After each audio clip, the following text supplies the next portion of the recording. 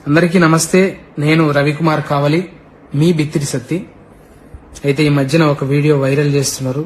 So అందులో వాస్తవం ఏమీ లేదు. నేను ఎప్పటిలాగానే కామెడీ వీడియోస్ చేస్తూ చిన్న చిన్న క్లిప్స్, రీల్స్ లాగా, షార్ట్స్ లాగా పెడుతుంటా. అందులో చిన్న స్పెల్లింగ్ మిస్టేక్ అయ్యింది. సో భగవద్గీత అంటే నేను ఆరాధిస్తా, పారాయణం చేయడానికి ప్రయత్నిస్తుంటా, ప్రచారం చేస్తుంటా. నా అభిమానులు, శ్రేయోభిలాషులు, నన్ను ప్రేమించేటోళ్ళు, నా బంధుమిత్రులు నిజంగా అది కించపరిచినట్టు అనిపిస్తే తప్పకుండా క్షమించమని అడుగుతున్నా.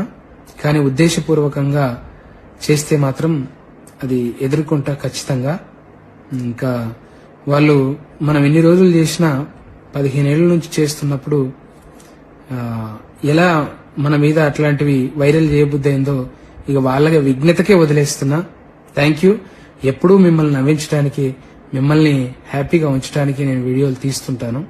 Thank you so much.